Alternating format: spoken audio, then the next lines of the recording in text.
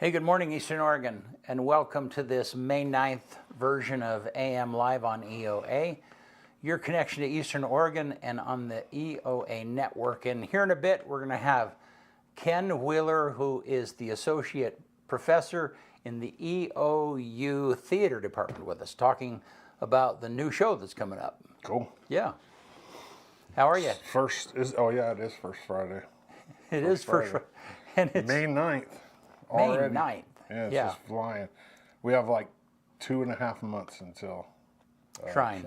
Yeah. That's how my clock works. Just preparing for that, really. It's crazy. Well, what'd you think about the debate? Or excuse me, the forum. I just say debate because of how the judge thing panned out again. Yeah. No, I thought it was. I mean, the Observer and Chamber are the ones that put it together, and I thought they did a really good job. Corinne, Rajati, and Andrew, who I've been on the other side of, put several things together with them before, and so Andrew Cutler, who is the editor, he's the editor of the Observer, and so. No, I thought it was well put together. I just felt like I felt the first one, 9 people for commissioner, it just gets awfully repetitive. Yeah. You know what I mean? Because you're all answering the same question. Everybody pretty much has the same answers. And It's just like, oh. Well, and I don't know how they would have changed that. Yeah, I don't think you can. I mean, it's just the amount of people is... They did, the one thing that they did do, so we knew there was going to be an opening and a closing statement, and we knew there were going to be 4 questions, and we knew the topics. I mean, we knew there was going to be a question about housing and a question about drugs, and yeah, I could have told you what the questions were going to be about before they started. Right, but what was the 4th question was, why are you different than anybody else? The other people? Yeah. But so what was funny about that though is that, I mean, in this one, so then you essentially got to talk. So you got to talk about yourself at the opening and the closing, and you got to talk about yourself on the 4th question. So, I mean, there was probably more time than what there has been in the past. There was more time for candidates to, talk about themselves. When do the ballots have to be turned in by? 21st. And so is that the day? The 21st is the... The 21st is the day. I need to talk to that guy. The guy up at the... Yeah. So we can get a little show going. Yeah, Lisa. Live. Oh, it's a girl. Yes. A woman. Yeah, and yeah, she's the new county clerk. No, we'll have those results for you guys right when that live like we usually do. Yeah. I'm hoping. Yeah. No, so yeah, and what's surprising is the number of people that have. I mean, some people like traditionally me. I get the ballot and it sits on the table. A lot of people do that until the day of. Well, Union County has one of the worst voter turnouts in the whole state. Yeah. It wasn't good. There were 9,000 registered voters or something like that. I think last year, I want to say Robin said it was like 40% or under. Yeah. Like 38. I can't remember the exact numbers. I'm really, with 9 candidates, I think it's going to be really thin margins between, I think there's going to be a group and it'll be like 1%. I mean, it's going to be super close. Just because, So. Everybody has 7 votes. You got 7 votes? You got 7? Yeah. No, it's going to be more than 7, but you know what I mean. Like, it's going to be stretched out and thin. Yeah. And really, like, it's a good group of candidates. It really is. When I look at it and I'm sitting there trying to, think in my head what the commissioners do and who, you know what I mean? Like, it's tough. It's tough. There's a lot of good people up there, including my boss. You know what I mean? Like, you're up, and then people that I've known for a long time, you're just like, man, who would do this job? No, it's kind of funny because we've interfaced with Robin Clark over the last several elections. Robin Church, yeah. I'm sorry, Robin Church, yeah. Yeah. I mean, and I don't know why I keep getting Robin Clark. Anyhow, I mean, she's just a wonderful person. Oh, I know. She used to feed me every election. Right, yeah, and so so then for to be on, and what's funny is I think we've been to 3 or 4 city council meetings together. So, because one of the things that you do when you're a candidate is you go visit, the city council meetings around and stuff, and so and I've been with her in Embler and in Union. And then the other night I was with her in North Powder. Yeah. And so it's like, we need to drive together. Think, when you're running for office, do you think that like going to those things is like a form of bootlicking a little bit? Absolutely. 100%, but the whole thing is it's all bootlicking. It's all bootlicking. Yeah. You should talk to Scarfo about that. Yeah. He's the professional. No, it is interesting because we've been knocking on doors when we can, and the number of people, like Tanya and I went and knocked on doors last Saturday afternoon in North Powder. I mean, and the number of people, like, we have never had a candidate knock. I mean, they're appreciative. They're super appreciative. Huh. Never had somebody show up and knock on the door. It's not like when the Jehovah's Witness knocked on the door or whatever. It is not. There is some. Get off my board. There is some skepticism at first. Yeah, they probably think you're trying to sell them something. Yeah, absolutely. You look like a salesman. But wait a minute, what's this He's old selling fat meat guy? out the back of his out the back of his Geostorm. Yeah, what's this old fat guy doing on my porch? Yeah. Anyhow. Oh, that's funny. Yeah. So anyhow, well, you want to do sports? Let's do it. All right.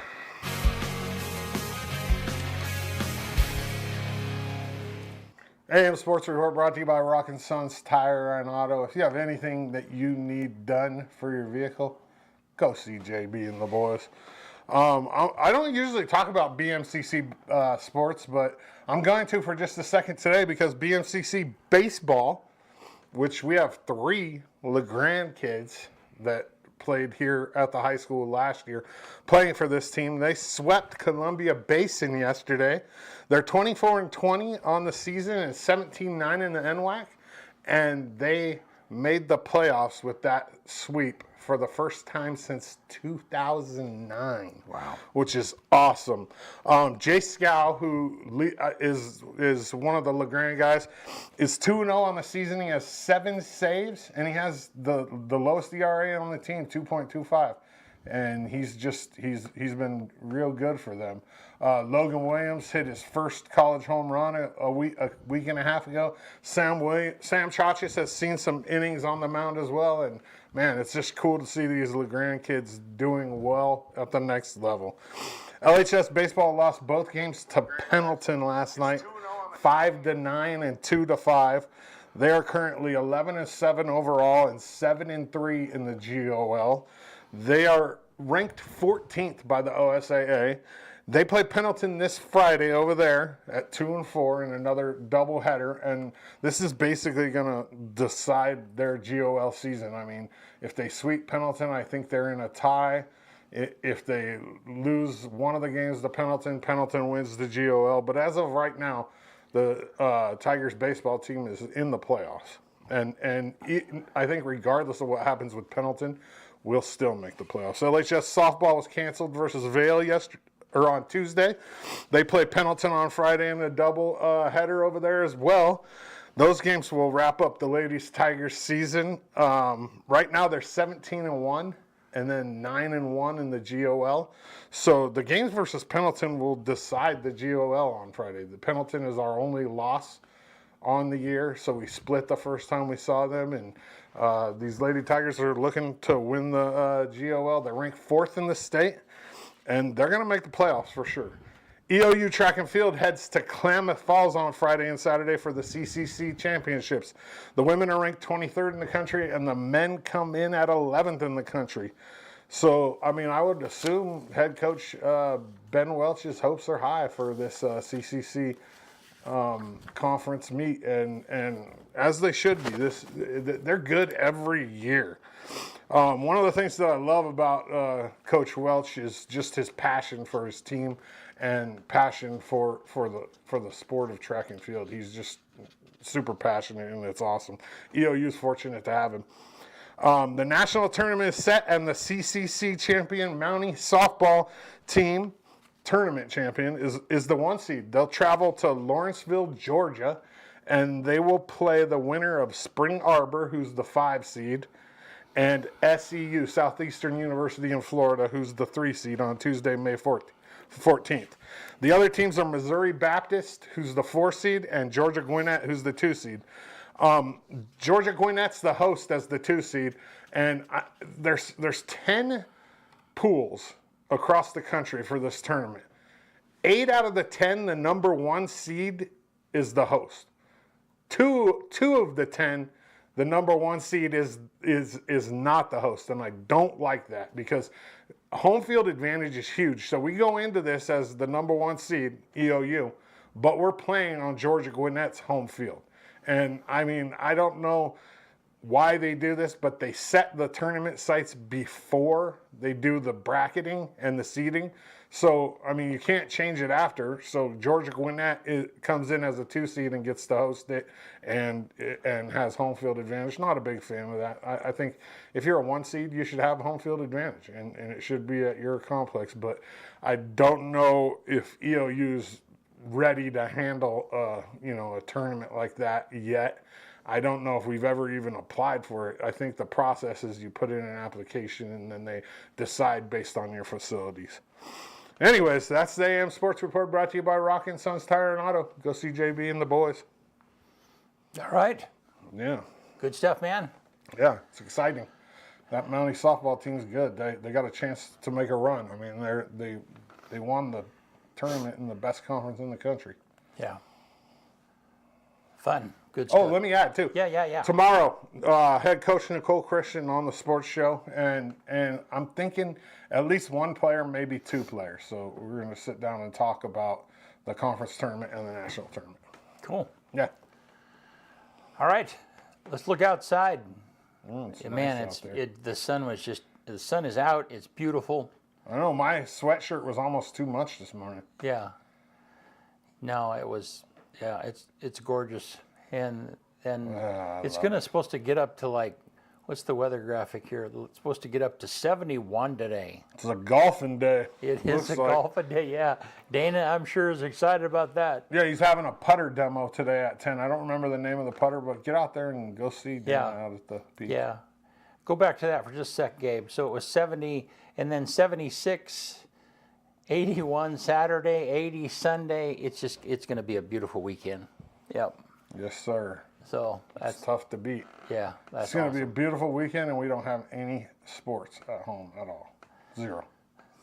Maybe little kids. There's little kids, little league and stuff going on. But no high school, no LeGrand, no EOU. Yep. It's just a weird weekend. Yeah. It's nice weather, and then we don't got any sports. I'm probably going to be knocking on some doors again this weekend. Selling vacuum sealed ribeyes.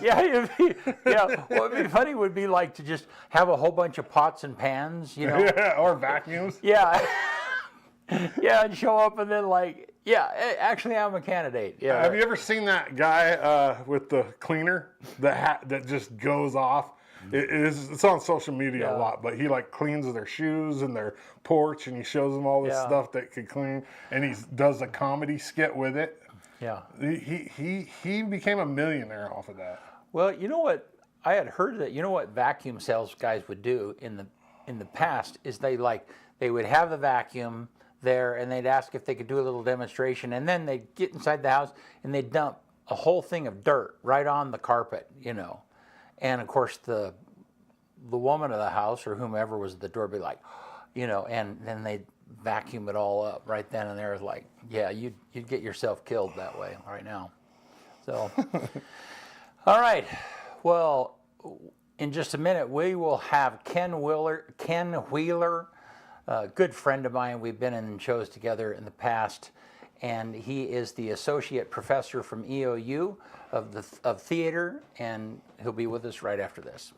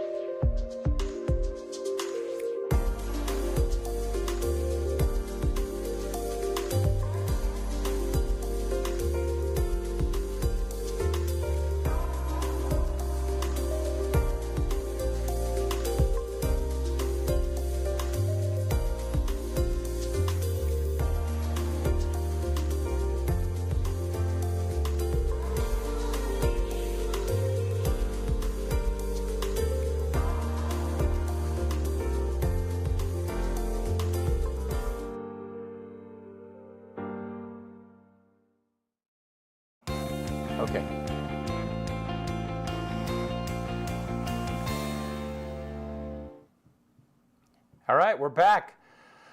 Associate are. Professor Kenn Wheeler from Eastern Oregon University. How are you, man? Other than it's way early in the morning, I'm great. You know, why is it that artists everywhere, whenever we talk about having it's like, well, I mean, because you were at rehearsal last night. I was at rehearsal last night, and then usually people stay around and talk a little bit. Yeah, right. My wife finally called me to make sure I wasn't like in a car wreck or something. So like what? Yeah. And you're building the set. I mean, so there's a lot more than just directing in the show. Yeah. I designed and am building the set, and I also ended up in the show. Yeah. Yeah. Someone who was in it wasn't able to continue, and so I stepped into their role as well. Yeah. So yeah. So it's not ideal. Have you been in a show and directed it? And I'm sure you have. You've done that. I Yeah. have, but then I had my wife who Right. was there Right. to step in when I was on stage. Yeah. I actually did a production of Fiddler on the Roof one time, and I had to play Tevye. The guy that was playing Tevye had a heart attack. Oh my. Actually, and so he didn't die. He was fine, but I had to step in and take over that role. Had you played that role before? No, actually, I'd played a different role in another production, but I'd never done Tevye before. Yeah. So yeah. So you are one of the most skilled people I know. Thank you. And and I know I told the story last time that you were on, that when we did My Fair Lady together, and I did a little bit of music theater when I was in college. Right. But I've been on stage and done, a lot of singing and different stuff like that and stuff. But I am not a great reader. And so then I get cast as Henry Higgins in My Fair Lady, which, one time I did all of the songs and all of the dialogue when I was rehearsing that, Right. and it was 45 minutes straight Yep. of stuff, Yep. And so then the very first reading we're together, and you play Alfred P. Doolittle. Alfred P. Doolittle, Eliza's who is father. Eliza's father, Yeah. and he's kind of a drunk, okay, and he's got a Cockney accent, okay, and so in the very first reading, you're in full character, and I was like, you have got to be kidding. I was barely reading the script, and you are in. But you had played that role once before, though. I No? didn't. I'd never played it. Oh, okay. I mean, I was in the show in high school, but it's one of those shows that if you're in theater, you know it really well. Yeah. So yeah. Yeah. So, in fact, I thought about, in preparation for this, I thought, oh man, it'd be great to go get a little clip of you and I interacting together. Yes. But yeah. So, but anyhow, yeah. And you and I have interfaced in a number of different places, and Yep. and then we spent a lot of time in the dressing room together, which sounds really awkward, but it wasn't that. Yeah. There were others. It wasn't just the two of us. There were several in there. And Terry Hale was in that. Yeah, Yeah, and Terry that Hale was was where in I it as got to well. know. Yeah, I got to know both of you guys really well through Yeah. that. That was. I think back on that. That's a precious time of my life. But Yes. the thing about you and Terry, and I mean, you've kind of lost track of the shows that you've done. I mean, there's so yeah. many of. For me, it's like, I mean, I only do one on every 20 years, and so I remember it really well. But for you Yeah. guys, it's like you get one done with one, and on to the next. I've directed more than 100 productions. Yeah, that's crazy. Yeah, and probably acted in more than that. And, Wow. Yeah. So yeah, I've had a little bit of experience. And Yeah. every morning when I wake up, I feel it. Do you? No, it's great. I love it. It's a passion. So, if you had to pick a character that you really enjoyed, Oh, wow. before we roll into the talking about the show. There's a musical called A Funny Thing Happened on the Way to the Forum. Uh-huh. And it takes place in ancient Rome, and it's about a slave who wants his freedom. And the slave's name is Pseudolus. And so it's all about the machinations that he goes through in order to get his freedom. And it was written by Stephen Sondheim. It was one of his earliest works. Stephen Sondheim is an icon in musical theater. And when I was teaching at Treasure Valley Community College several decades ago, I did a production of Fiddler and got to play that role, and that was probably the most fun I've ever had. Yeah. But you said you did a production of Fiddler, and you got to play that role. Yeah. Okay. So but isn't the show called On the Way to the? Funny thing happened on the way to the forum. Okay, but what does that have to do with Fiddler? No. It was, you asked me what my favorite role was. Right. And it was Pseudolus in Funny Thing Happened on the Way to the Forum. Okay. I have done Tevye in Fiddler. Okay. And I enjoy it. I love it. Got it. Yeah. There are 3 or 4 roles that I've always wanted to do. And Pseudolus was one of them. Tevye was one of them. Got it. Sweeney Todd was one of them. I think I'm getting a little old for that now. But yeah, so I've been able to do most of them. Yeah. That I've always wanted to. Well, cool. So now, tell us about this show. It's called She Loves Me. Okay. And it was written by the same people who wrote Fiddler. Oh, okay. But it's a totally different story. It takes place in a perfumery in Budapest, Hungary in 1936. Now, what's a perfumery? It's where they sell ladies' perfume. Okay, I presume so, but okay. And it's about two employees, a man and a woman, and you find out that each of them has a pen pal that they've fallen in love with. And so they write each other letters. They've never met. They write each other letters and they've fallen in love. They don't know that they're in the same shop. It's them. Right. Okay. And in the shop, they don't get along. And so it's all about how they finally decide to go to dinner, and so it's all about how they finally come together in the very end and discover that they've been in love for all along. Yeah. And it's a lot of fun. You know what's crazy about that is that's not unlike social media. I was just thinking the exact same thing. Yeah. It's like on social media, it's this happy, lovely thing, and then at home they got the boxing gloves on. Yeah. Well, yeah. And Kyle shared a couple of times thinking that exactly. about your son having an interest in he liked this girl, and she went to the same school as him. And I'm like, well, have you talked to her? And he's like, yeah, on Instagram. He's never even talked to her face to face. I'm just like, I was trying to think of like what that would have been like when I was his age, because we didn't have cell phones. Like, you had to ask the girl to the dance by walking up to her, and saying, hey. That's crazy. Yeah, it's based on a movie called The Shop Around the Corner with Jimmy Stewart. It's an old, I think it's an old black and white movie. I've never seen it, but they did a revival of it on Broadway in 2016, and they recorded it, and I watched it, and it was interesting because they do some really cool things with the set, because you see the perfumery on the outside, and then it opens up and you see it on the inside. And it reminded me of our small theater, our Schwartz Theater. Has a revolve in it, and we've never really been able to use it a lot, and so it reminded me of that kind of movement. And so in this one, we used the revolve 21 different times. So this is in the Schwartz Theater. It's in the small theater, yeah. Wow, that's cool. Yeah, it is, and the audience is right there, very close. Yeah. And you have. Let's show a couple of those clips that we got, Gabe. Because this is in the small theater, and you guys, this has been remodeled not too long ago. Yes, about 2 years ago they finished the remodel. Right. Yeah.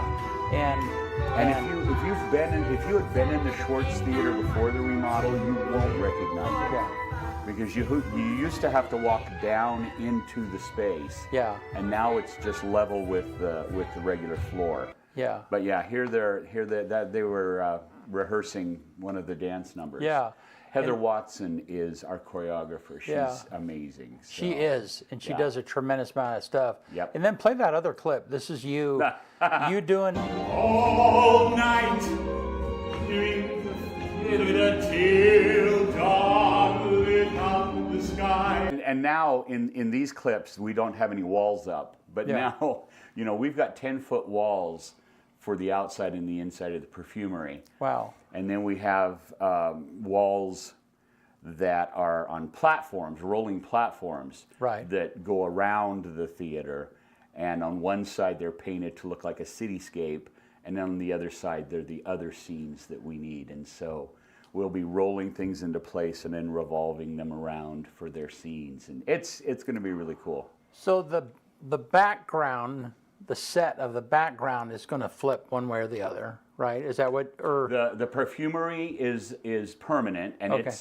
it spins, it okay. revolves. Oh, I see. Okay. So you have the outside and you have the inside. Okay. And then around the outside of the theater, there are 4x8 platforms with walls, and they also flip Right. during the show. So, Interesting. Yeah, it's a little bit complex, but it's gonna It be is. interesting. So, which is super. Yeah. I mean, so you and I, the show that we did was out at the Elgin Opera House, Right. and Yep. that was a phenomenal set. Yes, What do you it was. call a real live set versus a projected set? What's the term wow. for that? Yeah. I don't know if there is a term for Yeah. it. I mean, projected scenery is still relatively new. Right. So I don't know if they've coined a phrase, that differentiates between one and the other. Yeah. But yeah, it's our set is completely fabricated. It's a hard set. I guess It's that- a hard yeah. set. There Yeah, we go. That's yeah. as good a term as Yeah, anything. yeah. As compared to the projections, which they're using out at the Opera House Yeah. a lot now. Right. Which has its advantages. Oh man. You can change a scene in an instant. Right. Whereas with a hard set, you have to turn it around. But I like both. Yeah. I like the hard set. Yeah. I saw a show last August where they were using panels, video panels, and the Right. video panels would move. Yeah. And I mean, and that was that was super interesting. But it Yes. was they were using it for they were dancers that were dancing or singers Right, or something. right. So it was more of a background. It wasn't really a set that you Yeah. believed in and Yeah. stuff. And so, but yeah, the whole video side of that is changing. Absolutely. And when we did My Fair Lady, it was kind of a combination. There was a Yes. hard set that was in front of a projection. Yep. Yeah. Exactly. And Yeah. yeah. They're doing on Broadway. They're using projections so much. Are they? And They that was really are. yeah. Yeah. There's a production on Broadway called Harry Potter and the Cursed Child, I believe it's called. And there's one scene where they're actually on top of a train that's moving, and they magically jump down and appear inside the train. Huh. You couldn't do that with a hard set. Right. But right. with film, it's just like instantly they've Yeah. changed, they've moved. Yeah. So yeah, projections are being used a lot now. Yeah. Yep. No, and that that is just crazy. And they've been doing that in Vegas for years. Yes. Yeah. Yeah. And so, no, but there's something very. With the hard set and the hard. There's just something. When you first come in, it's like, oh, it's a living room. But Yeah. but after a while, you just get your mind. You forget about the outs, and the same thing happens with the projected set. It fades away, and you're focusing on the characters and so on and so forth. With a hard set, you have more of the three-dimensionality Yeah, that you right, don't have yeah. with the projection. Yeah. And that thing you were talking about, I talk about it with my students. It's called the willing suspension of disbelief. Right. Yeah. We know when we go into a theater that we're not going to Right. be, in the streets of Hungary, Budapest, Hungary, but we allow ourselves to believe it. Yeah. And so, so that's an important part of live theater, is being able to say, you know what, for 2 hours, I'm going to allow myself to live with these people in this perfumery. Yeah. And go through whatever they go through. Well, tell us about the characters that are involved in. You told us about the two other ones. Maybe tell us about the actors. Okay. That are involved. It's in the really thing. interesting because we have a mixture of college students and community members. Okay. We're still, believe it or not, we're still recovering from COVID. Don't say that word. The pandemic. Because when the pandemic hit, all live production ceased It stopped in high schools and in college. So when it started back again, there was no resource to draw from as far as high school students who had experience and wanted to continue into theater. So we're 2 or 3 years behind, like music departments and those kinds of things, because we didn't have the resources. Now we're able to find high school students who are interested in coming and doing theater. Wow. It's like the opposite of sports. Yeah. Sports had people that, got an extra year of eligibility, so you had all these kids piled up, and you weren't even able to take high school students. But because it ceased completely, you guys had to deal with just a lack of people. So we're still growing. So it's a small show. It has a cast of, I believe, 11 or 12. I'm trying to remember, but they're all either customers or clerks in the store, and I play the store owner, Mr. Marichek. It's Marichek's Parfumery. Okay. And it's really interesting. The show is about different relationships. Like the main characters, their relationship is all based on letters. And so it hasn't come to fruition yet. In the show, my character finds out that his wife is cheating on him. And then there's another character who's a happy family man, and he's been married and has children. And then there are 2 characters who are actually dating. And one of them, the gentleman, is a real player, and he's playing the female character. And she has to come to grips with that and finally resolve that she's going to break it off with him. And so it's all about these relationships. And it's interesting because it takes place in about 1936. And so we've got this romantic musical about love. And, at the time, on the outside, all of Europe was fomenting with the rise of Hitler and World all War of II. that stuff. And World War II was just around the corner. Yeah. So it's really interesting to think about. Here's this happy relationship piece, when all around them it was really starting to turn dark in the world. So this is, but it's a lot of fun. It's a happy musical. My assistant director keeps saying after rehearsal, she's like, "I just love this musical." and it's not one that's ever been super popular. It's not like Fiddler on the Roof, but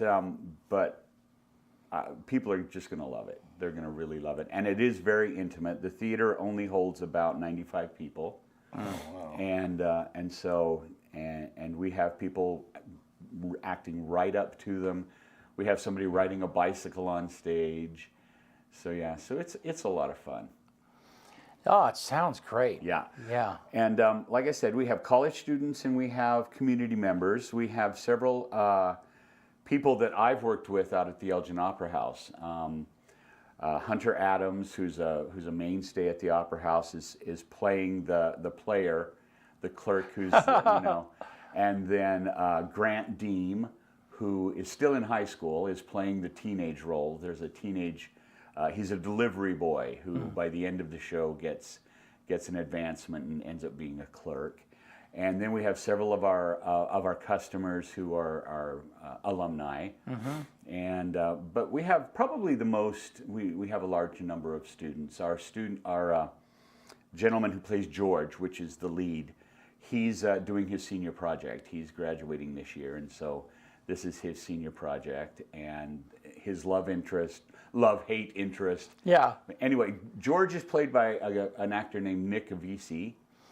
And then Amalia Balish is his counterpart, and she's played by Abby Whitnaw, who is also a senior, but she's not a theater major; she's a theater minor. And then we have a couple of freshmen. Aurelio Marin is playing the married clerk, Mr. Sipos, and then Sierra Anderson is playing Miss Ritter, who is the love interest of the player, and so there's 5 clerks, plus Arpad, who's the delivery boy, plus the owner, And then we have another freshman who's playing the detective who comes in to tell Mr. Marichek that his wife is cheating on him. And then we have this wonderful scene in a restaurant. Finally, George and Amalia make a reservation that they're going to meet at this restaurant. And so we have the customers and the waiters. Oh, I and can all of just that. imagine that. Like, oh, Yeah. yeah, who are you to hear? I mean, yeah, the opportunity and, of them. And what's yeah. fun about it is that George has just gotten fired. So he decides that he's going to call off the date. So he has Mr. Sipos, the other clerk, come, and he's supposed to go give her a letter, but they don't do it. He ends up talking to her, and they have this really interesting conversation. So yeah, it's really a fun show, fast moving, scenery's going all over the place. Yeah. So, and yeah. now, is there singing? There's Oh, yes. Clear, Oh, yes. It's a musical. Yes, it's okay. a musical. All right. And, There's dancing as well. We saw Right. dancing. Yeah. Yeah, Sorry. so Yeah. yeah. Yeah. Yeah. They're getting down. So yeah, there's a little bit of everything. Everything that you might like is there. You mentioned that there's community members in the play. Like, can just anybody like show up? And, It like, depends how's on that the work? show. Yeah. If it's a small show, we usually reserve it for college students, for the Right. students. But because we're still growing, I don't know if I could have cast it using just college students. And so we determined beforehand if we're going to open a show up to the community. And then we just, we advertise it and let people know that it's open to the community. And so anybody who come wants try to out. can come and audition, yeah. Usually when we do really big shows, we'll open it up to the community because we're just a small university, a small Right. program. So doing a big show like Fiddler on the Roof, for example, would be really hard to do without community Yeah. participation. Yeah. Yeah. So when you read a script for the very first a show you're not familiar with, can you envision that? I mean, can you translate that into seeing it happen? Usually in a pretty realistic setting. I don't necessarily envision it on stage. Yeah.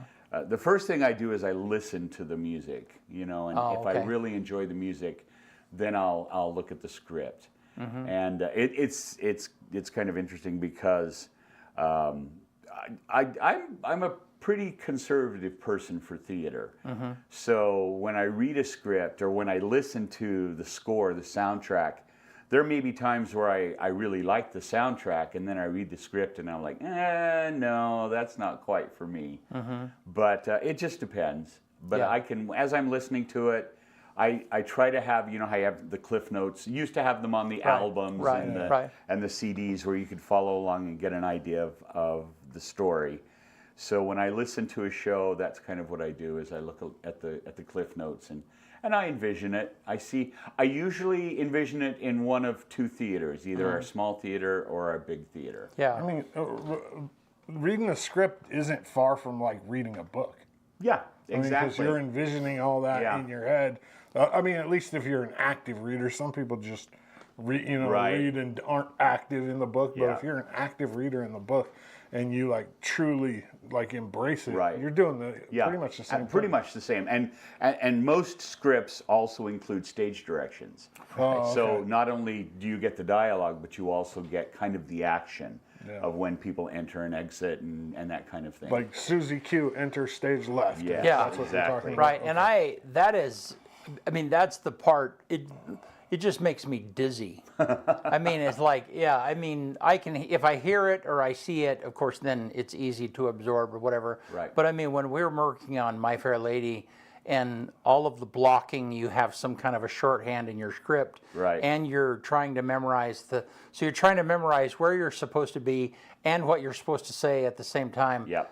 I mean, that was exhausting for Yes. me. I mean, Well- it wasn't until it was all memorized before I was like, I finally had it down. Yeah. Interesting, because most of the time for actors, the blocking helps them to memorize. Yeah. So they really don't, we usually don't require that people be memorized until after the blocking is Yeah, done. right. Because they tie the memorization, they tie the lines Right, to the yeah. blocking. Yeah. So yeah. But Blocking. Yeah, Explain that. That's- blocking is the movement that the actors, Okay. that the director Yeah. gives the yeah. actors. You move from here to there and deliver that line. Yeah. And it's called And blocking.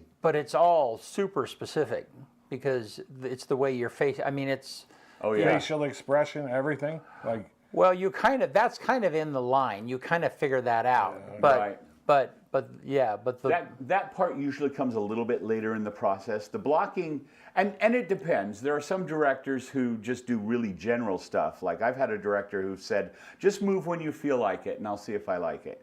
And then you have other directors that would who, be me. Yeah. That would be how I would direct. And then you have other directors who are like, okay, on this word, I want you to raise your hand, and then I want you to 17 degrees to yeah, the right. exactly.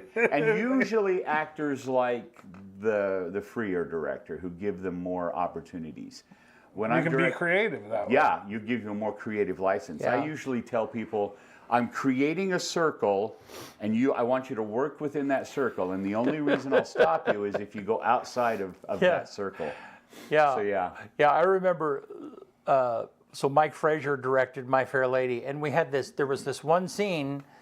It was kind of pivotal, and I was supposed to stand, and I'm like, stand and move, and I'd be like, yeah, but why am I standing? There's no motivation at this moment for me to stand, you know. And so we had this long conversation. Right. It didn't seem. I mean, it probably wasn't that long, but it was in the middle of the rehearsal, and it came down to like, because I want you to stand. Yeah, 'cause I'm the director. And Exactly. Yeah, it's like, okay, I will do what it is that you want, but just note, yeah. I have said that before. I said, why?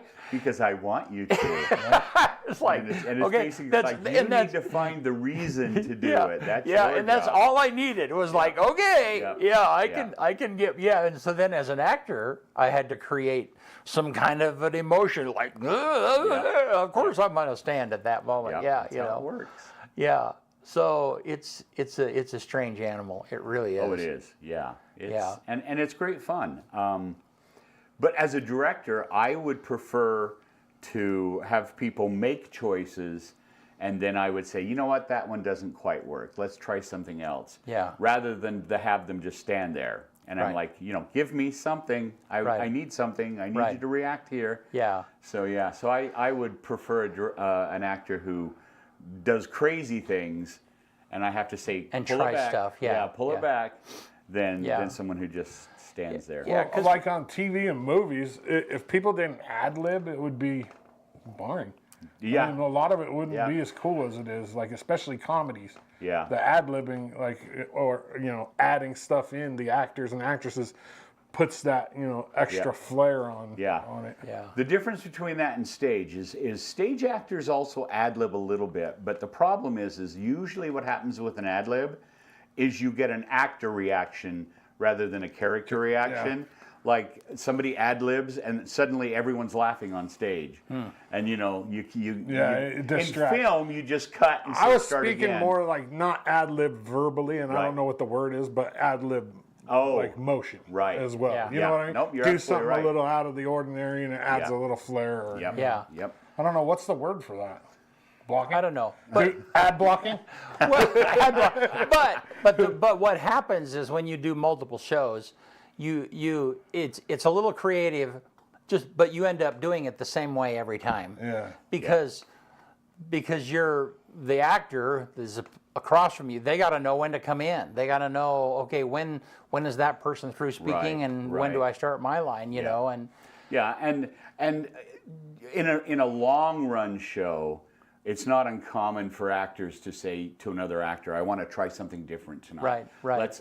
But it's common courtesy to tell the other people, Right. Tonight I'm going to try to do this, or Yeah. tonight Right. I'm going to, Just so you don't yeah, tell 'em. rather than See, I'd just be the doing guy it. that just do it just to mess with people. Like, I'd be out there like, he's supposed to be twisting around right now, and I'm standing there with my finger.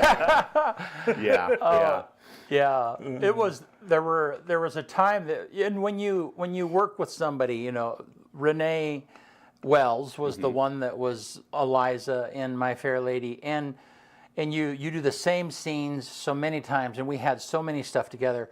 There was one thing where she could just tell by the look on my face, I had no idea what idea. the next line was. I mean, she just knew. It was like, again, and there was a microsecond, I paused a microsecond, and she jumped in, well, aren't you going to say something about that? Aren't you mad? I mean, she ad-libbed a Yeah. little line, something that cued me to what it was I was supposed to Right. say. Either that or she just skipped ahead and, you Yeah. know, and those. We call those deer in the headlight moments. Oh man, and it's just like, you saved my bacon. I'm Yep. telling you, you know. Yeah, it's casts get really close because you're constantly Yeah. on stage together, making sure things work, trying new things, you know, allowing your emotions. You have to allow your emotions to come out in order for it to be realistic and effective. You And have to so be vulnerable. people get really close.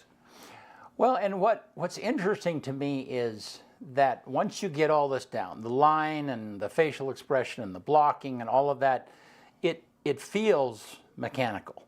At little least bit, it does yeah. for me. I mean, it's like, yeah, I'm going through a sequence of events and I'm doing that and I'm delivering them the same way.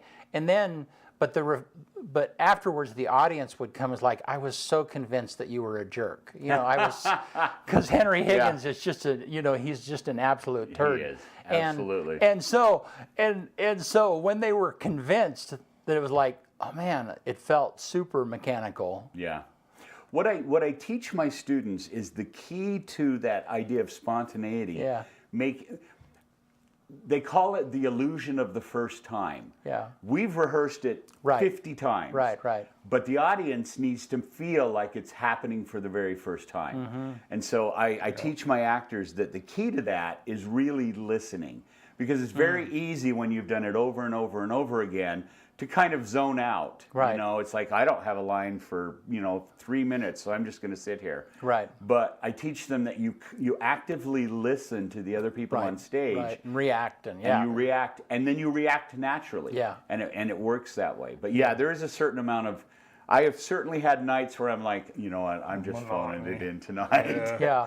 Yeah. But yeah, so yeah, you want it to feel like it's just happening, like Right. it's spontaneous.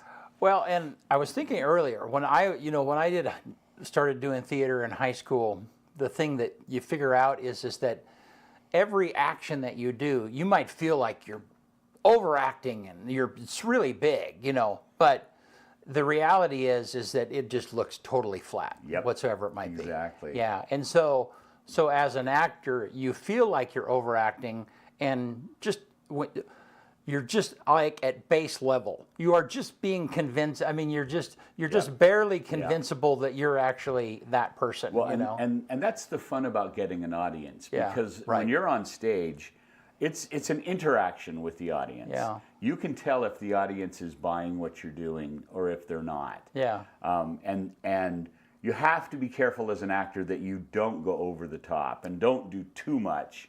Yeah. I have one actor who's constantly making different choices, and which I love, but it's like, okay, pull it back a little bit. Reel it in. Don't steal focus. We're supposed to be watching this person, not you. Right. So, And yeah. the other thing is like super aware is not to upstage somebody. Right. And that's mostly my job as the Right, director. right. Which Yep. is a little harder when you have to direct and then run on and come on stage. Right. Yeah. Yeah, so I'm very thankful for my assistant director, because she's able to watch the scenes that I'm in Yeah. and respond to them. Yeah. So Yeah. can she give you direction? Oh, and yeah. Does she? Yes, she does. Yeah. It's like, hey, pull She it back should. just a little bit. Yes, she should. Yeah, no, if you talk to my wife, she'll tell you that when she first started directing and I was in the show, I wasn't the best actor.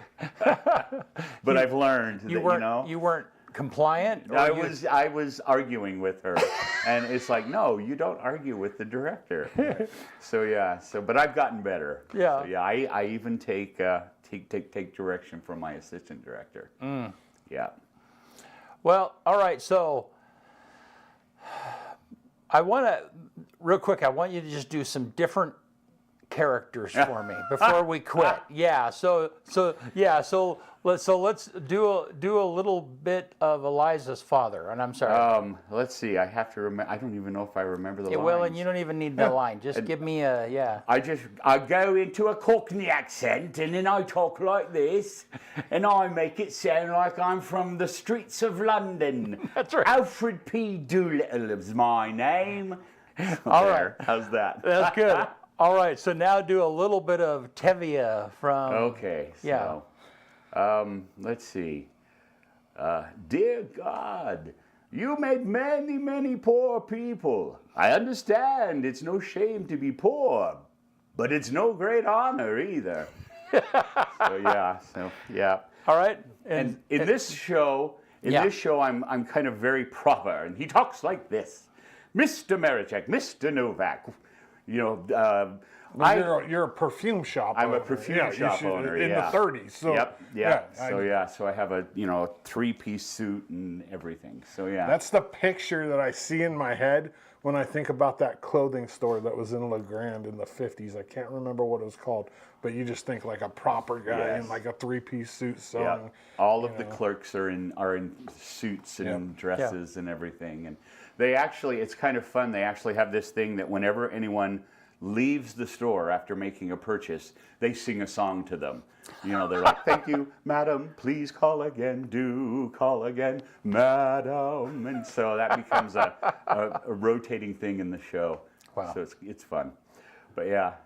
All right. So the show is called She Loves Me. Let's put that graphic up, Gabe, while we're talking about that. Yep. And so it runs for 3 weekends. It opens on May 23rd, which is a Thursday. Okay. And it's a little bit of a interesting schedule because we usually schedule our shows in the previous year. Mm-hmm. And this year, for some reason, we didn't get the schedule cemented until later. And so on the second weekend, we're not having a Thursday performance because it's the choir concert. And then one weekend, we're only having one Saturday performance because it's Memorial Day. Okay. And we want the kids to be able to go home. So check out the website. On the theater website. It has the dates and the times. But it's the 3 weekends. It opens on the 23rd and then plays for 3 weekends. So put that up one more time, Gabe. Yeah, so take a close look at the dates. Okay. Yep. And tickets are $15, general admission, $10 for seniors and military, and then EOU students get in for free. So, Excellent. Yeah. So That's cool. And there are a limited number of seats. Like 95 of them. 95. So how many shows are you doing altogether? I think we're doing 11 shows. Okay. And that's why. Right. You know, we wanted to do more shows because the theater's smaller. Yeah. Yeah. Well, and that's so. I mean, I like. You know, My Fair Lady was the most shows that I'd ever done in a run. That was 4 weekends and stuff. Yep.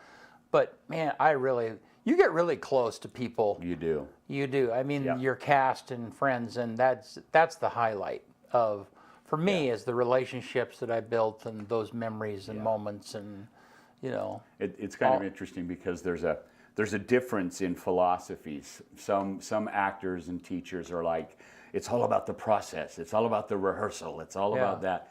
For me, it's all about the performance. Yeah. I mean, it's all about the sharing with the audience. That's the most important thing. Yeah. And you're not really performing without an audience. Right. So yeah. Well, And it would have to be all about the performance, right? You would think. I mean, like being a big league baseball player and saying it's all about practice. Practice, No, yeah. it's all about hitting that home run in the bottom of the ninth. You know what I mean? when the stands are full. Yes. yeah, Exactly. no, but for me, it's the accomplishment. I mean, it's like a sports team. You work your tail off. You rehearse.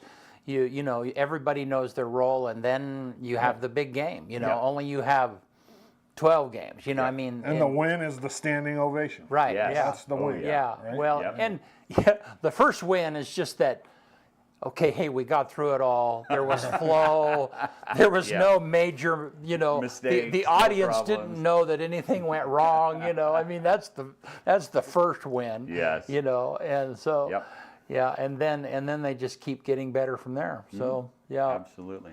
yeah, no, good stuff. Yep. Yeah, So yeah, everybody come and see it. It's a great. I tell we have students that are not theater students working on the scenery, and I tell them this is a great date movie or not movie date Yeah. play Right. to come see. right. You know, it's great to take a date to. So for a fun night out, this is going to be great. Well, and there's enough variety of times and dates that people should be able to find a Yes, slot where it works out for absolutely. them. Yeah. Yep.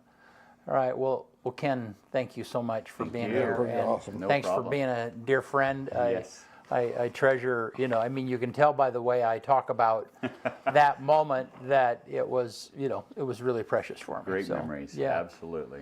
All right. You want to get us out of here? Let's do it. On this day, May 9th, 1502, Christopher Columbus leaves Cadiz, Spain, on his fourth and final trip to the New World. 4 times, man. In 1502. 1865, President Andrew Johnson issued a proclamation declaring armed resistance in the South is virtually at an end, which basically ended the Civil War. 1960, the United States becomes the first country to legalize birth control pills. 1960. It's been around that long. 1980, slasher horror film Friday the 13th is released in the U.S. cinemas on this day in 1980.